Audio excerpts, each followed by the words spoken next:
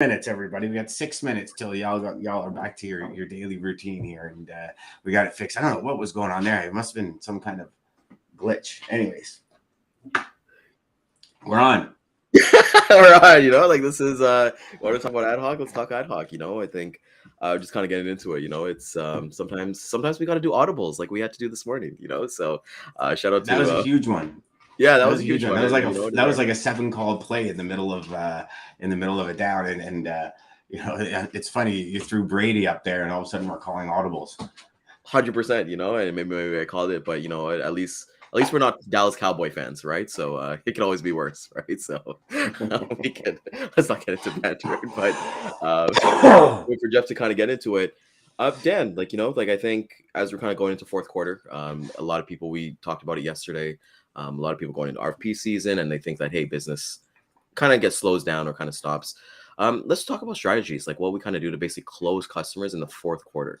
Because a lot of us, we got the holidays coming up in the States. You got Thanksgiving coming up, Black Friday, Halloween. People think, hey, the week before Christmas, I'm just going to take it off, and the week after, we're just not going to do it anymore. But what was your number one strategy in terms of handling the fourth quarter? Well, you see, the audible that we're calling now, when we call this audible here, we're missing all the juicy stuff that we usually have on the show. To the HPLS podcast. Live, relevant, and high performance information, conversations, and education weekly.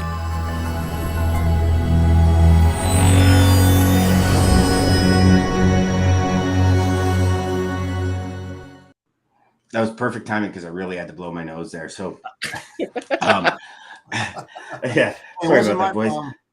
I'm still recovering over here as much as I'm getting my energy back. When I first started in the industry, and probably up into a decade in, I was always under the belief that every single month, regardless of what it is, business can close. Yes. And then I started to take a different view on it, and it was mainly in conversation with customers. And for the fourth quarter, for probably the last 7-8 years of my career, I've never pushed closes, because what I've found is when I pushed a close in the fourth quarter, it always screwed up. Right now, we also got to understand the last couple of years are a little bit of an anomaly, because there is no more Christmas rush. As Dean has said, Dean Crook has said for a while now, for the last couple of years, it's just a steady flow. So the fourth quarter doesn't necessarily have the impact, I believe, that it used to have years ago. Right? Like, I don't know about you guys, but when I first started, so I had 2 wrapping paper customers, Clio Wrap and Plus Mark Incorporated. The 2 pretty much ruled North America when it came to wrapping paper. So if you had wrapping paper in those days, I dropped it off. So it was like 15 loads a day, 7 loads a day, 9 loads a day for a 6-week period. And so I actually counted on that as my Christmas bonus for my commission, right? And I was so busy in the fourth quarter, I never closed any business. And then I started looking at it and saying, okay, well, as you develop a team and things start aligning and the machine starts running, you can step back a bit, right? I saw a thing with Grant Cardone the other day, and he says, I work less now than I've ever worked in my life, and I'm making more money because he's got his team, he's got this machine leveled up. And it's pretty much the way it became. So I started looking at this closing factor. And what I found, what was way better in the long run, is I changed the conversation from closing to, let's look at Q1. This is your busy season. You're running around with your head cut off. And what's the last thing somebody wants to do? And Jeff, you were in this position. What's the last thing you want to do when you're super busy? You don't have time to bring somebody on, because that takes up more time. It's like if all of you in operations, you ever bring an operations person in, your first couple of weeks, you spend more time with training and getting them to understand the business and everything. Then how many times have operations people said, I'll just do it myself because it's easier, it's faster. It's always the case. Right? And this is the way I look at Q4. But this is another big reason when I teach sales reps about projections. It's halfway through the year at 75% of your goal. if you are in the 6th month of the year and you're reaching 75% of your sales goal, your commission goal, your closing goal, whatever your goal is, you're in a good position. Because I like to take Q4 right out of the picture. You operate your entire year in 3 quarters. And maybe that's changed now because we don't necessarily have a 4th quarter spike, right? Like right now is when literally in the next, I think I've already seen Christmas decorations in stores, but Yeah, we did. We in went the to next, Costco the other day. Yeah. in the next week and a half, like literally what Halloween is on Monday this year. By Tuesday, it's all Christmas. Yeah. All Christmas in I've every seen a store. commercial on television already, believe it or not. Mm-hmm. Yeah, it's all like, yeah, we went to Costco on the weekend, and so it's everything like that. And Dan, one point that I was like that I really like that you said was like, like you're busy, you're focused on like the first 3 quarters. And this is something that I've seen personally, is that a lot of like, well, not a lot, but shipping managers, I don't know if you guys have noticed this, but they're changing jobs like Jan 1st, so they're kind of taking those last 2 weeks. So I think it's actually a perfect time to actually have those conversations, because who's better to kind of give you the inside scoop, or kind of give you how things kind of run with somebody who doesn't have anything to lose, right? They've got one foot out the door. And I've seen that. Like, I've closed business in the 4th quarter just because of that, knowing that, hey, this person's actually starting a new company. Like, go on LinkedIn on like January 1st or January 2nd, and then you'll see all those notifications that everyone is starting a new job. So I think it's and you look at commodity based too, like you said about the wrapping paper. I used to work in show freight, and we could actually see the shows that we're moving these trade show freight shows to, and I can every time we saw a show on the website, we can guarantee like, okay, we're going to be moving this, or we're going to be moving 75 to 80% of capacity. So kind of pre-planned there. But Jeff, like, what is kind of like your strategies going? Because I know you have a lot going on. I remember you talking about the pipe and stuff like that coming out of Houston and coming to Canada and things like that. Yeah. What's kind of like your strategies in terms of like the 4th quarter? Well, 2 things, right? You were talking about the transition of some of the traffic managers or logistics managers that are leaving their jobs and starting on January 1st, right? Well, the thing is make sure that you have that really good relationship, so that the new guy that's coming in, if he's going to be part of the transition stage, which is like, he give you 2-week notice, he can introduce you to that guy, what you're working on. Because let's face it, in the 4th quarter, you could be working on an RFP, and that guy you're doing business with, he could be moving on to a different role. So you want to make sure that you have those touch points, and you know what's ramping up, what's coming down the pipeline, so that you can prepare yourself and introduce all over again, like you did with your current touch point. The other thing is right now I'm doing RFPs. I'm doing a mini RFP, and I'm going to go to close a deal. I'm actually flying to Dallas next Tuesday. I'm just making a day trip, going out early in the morning, flying back at night. No need to stay over, to basically close a deal. And then 1st quarter of next year, hopefully within the 1st month or 2, I plan on flying out to meet with another customer of mine to get other business there as we're growing it. As you know, I do things a little bit different than others, and I just try to open up those doors that are present to close other deals that I'm already working on. So there's no other better way than to go face to face and talk to them, and then bring your partners with them, because partners are crucial.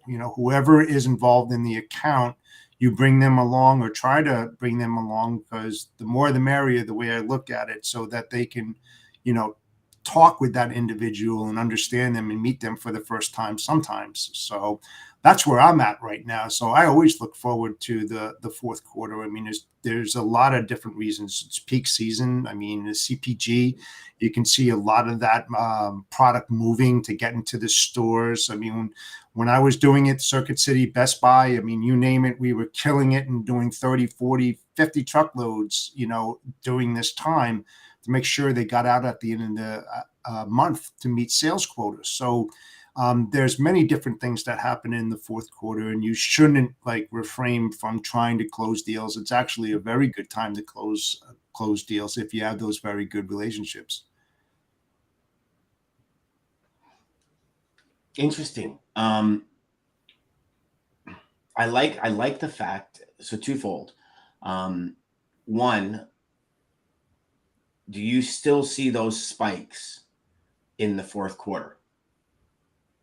They're pretty steady. I mean, I have a couple of customers that you do see them starting to, because a lot of companies, they have goals and objectives like we do as salespeople or operations guys, that we have to meet a certain number by the end of the year. Every quarter, they bump it up and you have to meet that. And then they look at the bottom line at the end of the year to see where they were, was there a shortfall, or was there a really good, sales? Where did the sales come in? That's where you see those spikes.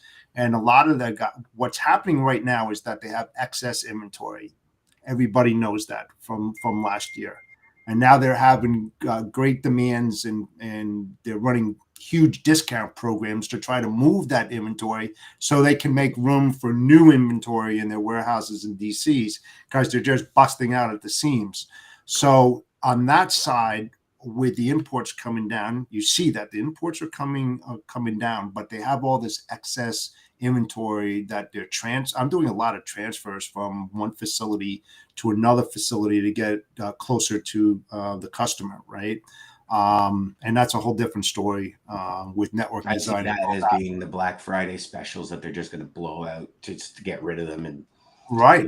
I mean, because let's face it, right? I mean, you have superseded parts and products from last year that didn't move, that took up critical warehouse spots. Why do you think they're having problems on bringing the inventory? And why do you think that they're holding containers for long periods of time? Because they're paying that detention time and that dwell time to use those containers as excess warehousing space, because they don't have it. And they'd rather do that, so there's a lot of different problems with this within the supply chain right now, but those products are moving. You can see it, at least with my customers, they are moving it for sure. Now, from a strictly a sales perspective, when do you guys, in your experience in making sales calls and working with clients and definitely Kyle, let us know, Daman, want to hear from you too. When do you find your customers or your prospects check out? Because that for me was a big one. I always found mid-November, like right after US Thanksgiving, they were checked out. Like they go almost into holiday mode, because typically that Christmas spike has dropped, right? Because if everything's not in the stores by mid-November, beginning of December, it doesn't sell and blah, blah. You kind of reverse that scenario. But I always found it was a checkout stage. Like it was almost as if people immediately stopped answering phones and nobody's returning emails. And if you get a return email, it's like, hey, let's talk about this in the new year. When did you guys see that? Did you guys in your specific? So I was going to say, like, I've never seen that personally, just based on like the commodities that I work with, right? Because Daman brings up a good point. Weather happens, so a lot of my shipments is actually weather focused. Things like road salts or like pool salts and things like that are like year round. So this is your peak season. Yeah, exactly. Well, it's because they will not necessarily peak, because there's a steady flow from January to December. So it really depends on your client. I find personally, I don't know if you guys kind of find this, I find that customers check out when they go on vacation in the summer. I find I can't get a hold of customers in the summer as opposed to the winter time. So I've never really, to be honest with you, I've never had customers kind of check out. Maybe that week of like that Christmas Eve, Boxing Day, that week until the new year, it's a little bit lull until maybe January 10th or so. But like it's usually business as usual up until then. Well, there's a switch. Interesting. What about you, Jeff? Yeah, there is a switch. And I'm looking at it on the operational side, being in the CPG industry. There's a peak where you get up to probably the first week in December, and then it starts coming down. But now you get into return season, and you start getting that spike that's coming up, where a lot of the returns are coming in. They're consolidating. They're afraid. A lot of LTL is going into consolidation centers. You're making truckloads out of there. They're coming in there. So there is a spike, but after like the first quarter, you start seeing like a little dip in it, and then you get that little bit of spike. It's all product related. Springtime, you have outdoor furniture, you have all different kinds of things. Just think about the stuff that people buy, to get prepared for the spring and then the summer. You have all those little peaks and valleys. What has changed a little bit, and it all has to do with the pandemic of last year, is where we would see these giant ass spikes in the fourth quarter. We're not really seeing that. It's like kind of leveled out a little bit, and that's something unusual for everybody that's in the industry when you see that kind of stuff, because everybody gets pumped up, and sometimes they hire extra like labor during the holidays, to get that product in and out as fast as possible, but that's not happening this year that much. Well, it's actually the last 2 years it hasn't happened. Didn't happen last year either. Right. If you look at the spikes, trying to move the inventory. Like I said, they're just Mhm. trying to move that excess inventory. They need the warehouse space, so they're going to have a write-off. I mean, if I was them, that's what they're going to be doing. They're looking for write-offs to make room for new product lines that are coming in. So it's a tough situation on the operations side and logistics side on that thing, because it's not business as normal. Yeah, and you look at inflation as well, Yeah. right? Like I'd love to see the numbers. Like, what are people every time during Christmas time? We always see on the news like what people are spending on Christmas gifts as an average and things like that, right? And as inflation keeps going up, like yesterday, Dan, I don't know if you saw in the news that No Frills, Galen Weston, they're freezing all their no-name brand pricing up until January 31st. And they're following. I believe Walmart is following that as well. So that's a first that we're seeing here, that we need some relief at the gas station. We need some relief at the grocery station, that they're not going to freeze rates at the gas station. I wish they would, but we're going to see those things kind of come across. So just buyer confidence, I think, is huge, that we have to look at, because you got inventory, but people don't have the money to spend it. Right. So. Well, and one thing so for all of you that don't know, that's like the PC brand, the no name brands, all that kind of stuff. But one thing that was interesting is during that report, somebody had said, well, groceries are up 10%. And in my personal, groceries aren't up 10%. They're up way more than that. Yeah. I mean, I'm going to the grocery store and I'm like, there's no way this is just 10% up, because you can handle a 10%, right? But we're up in the high 20s into the 30s for some things. And that of itself goes to show you how things are shifting in that world, right? Because think about it. Some of the things that were always consistent, right? Groceries. If you were in the grocery market, you're consistent because everybody eats. Personal hygiene products, you're consistent because everybody uses them. We're always consuming them. And there's certain commodities that are a constant. Yep. Right? If we look at when the pandemic started, toilet paper and paper towel and all this kind of stuff, I remember the company I was working with, they had an account that pretty much ran all the raw product for this. And their numbers went through the roof. Like, people's companies were closing and people were down 60%, and their numbers were like 180% better, because and then they had this spike, and then all of a sudden it just fell off the cliff, because now what happened is all the warehouses are full of all this paper towel and everything. Now they don't need to produce anymore. Pushes that raw product back, right? So I believe this is what we're going to see going forward. Like, from a lot of companies, it's going to be, froze till January, and come January, they're going to look at it and they might have a small increase and then freeze it again, because it is the income that people are making.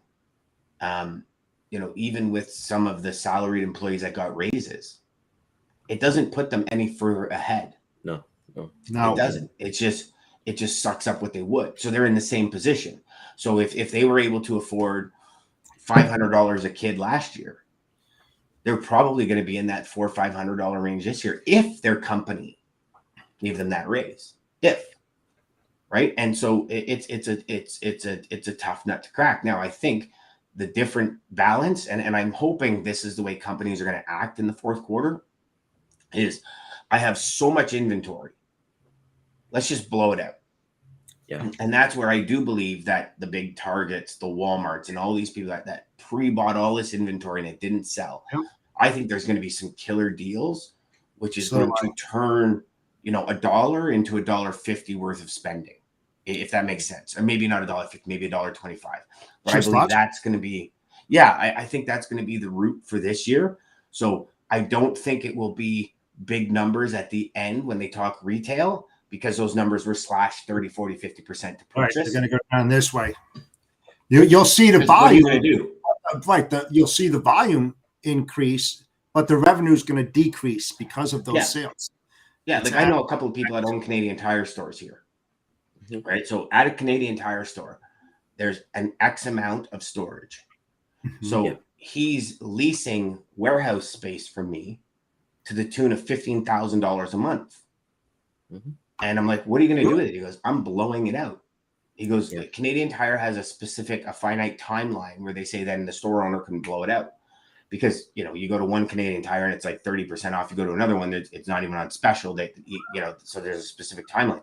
But he says, like, we're talking big bulk items, you know, lawn chairs, all these things that take up so much room in my warehouse. I can't have them. And he goes, and we're just going to blow them out. And we're going to blow them out like you've never seen it before. So Canadian Tire gets the space back. That revenue is down here instead of being up here as to where it would have normally been.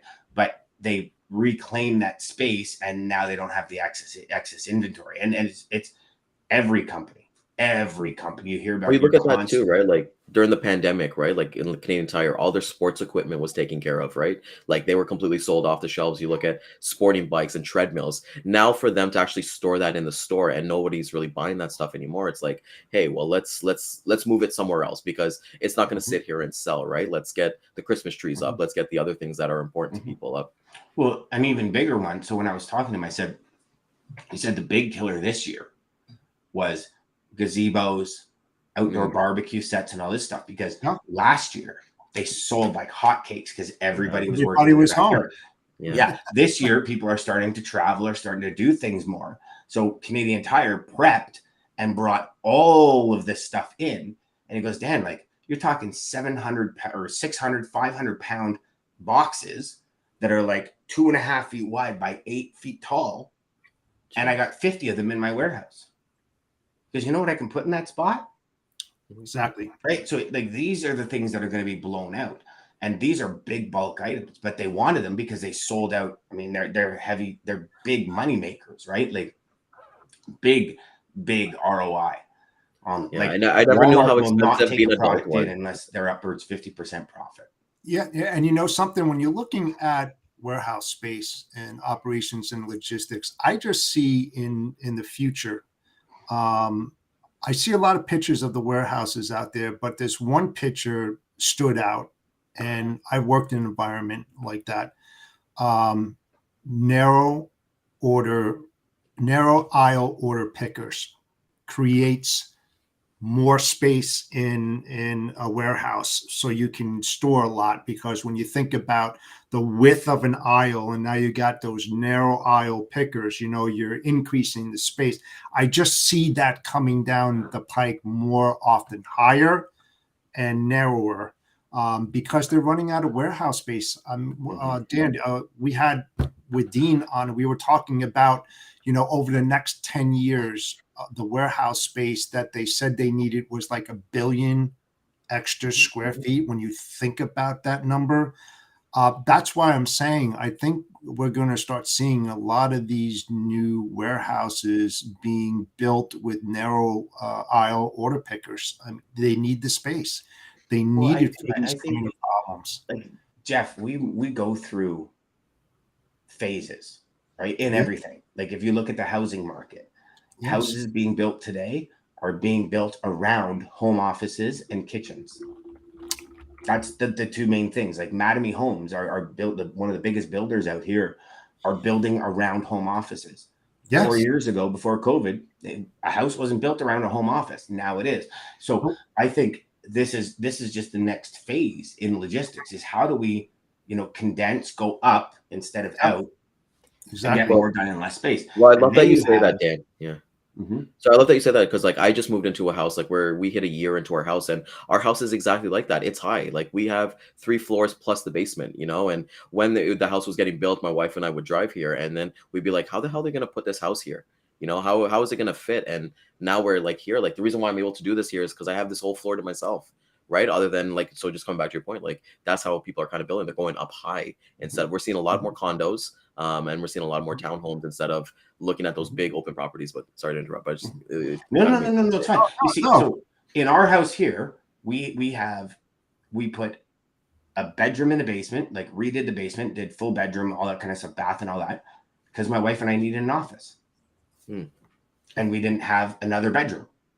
So my son moved downstairs. It gave us an office, right? I was actually going to go above my garage and put a $40,000 addition above the garage as an office. So this brings me to the secondary point is warehouses of today that are going to need to compete with the warehouses of the future are going to have to redesign and go through huge construction and evolution in order to be profitable. Exact same thing in trucking.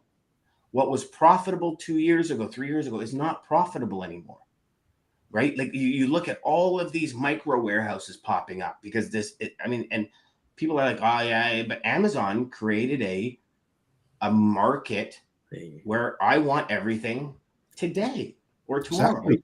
Yeah. And as you have to compete with that or else you'll go out of business.